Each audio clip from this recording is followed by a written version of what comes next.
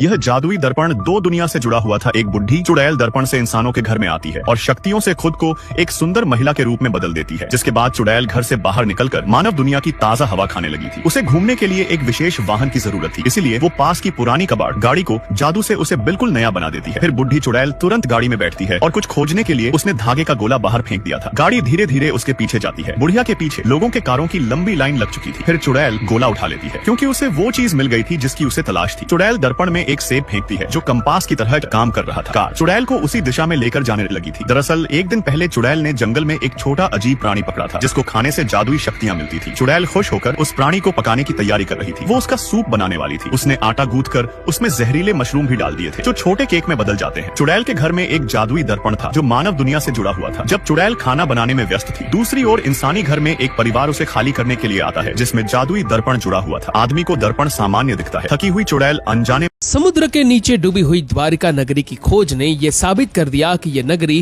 किसी कल्पना का हिस्सा नहीं थी, बल्कि सच में भगवान कृष्ण द्वारा बसाया गया नगर था।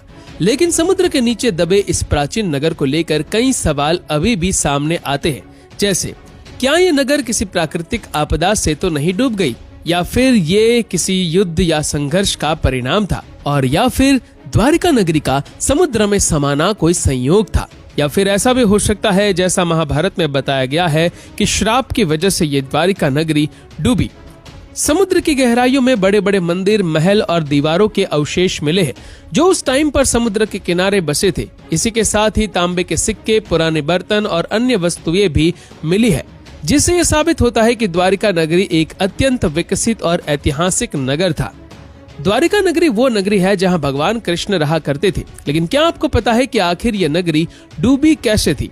आज वैज्ञानिक को समंदर के अंदर डूबी हुई द्वारिका नगरी मिल चुकी है। द्वारिका एक भव्य, खूबसूरत और समृद्ध नगर था जिसे भगवान श्री कृष्ण ने अपनी प्रजा के लिए बसाया था। महाभारत के अनुसार जब कंस द्वारा बार बार आक्रमण किए जाने से मथुरा की जनता परेशान हो गई थी, तो भगवान श्री कृष्ण ने अपनी प्रजा की सुरक्षा के लिए द्वारिका नगर को बसाया था।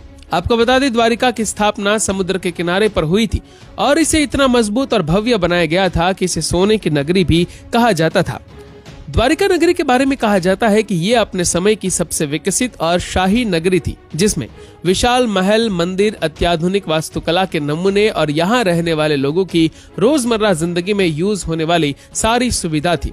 लेकिन फिर अचानक ऐसा क्या हुआ कि इतनी समृद्ध द्वारिका नगरी समुद्र में डूब गई?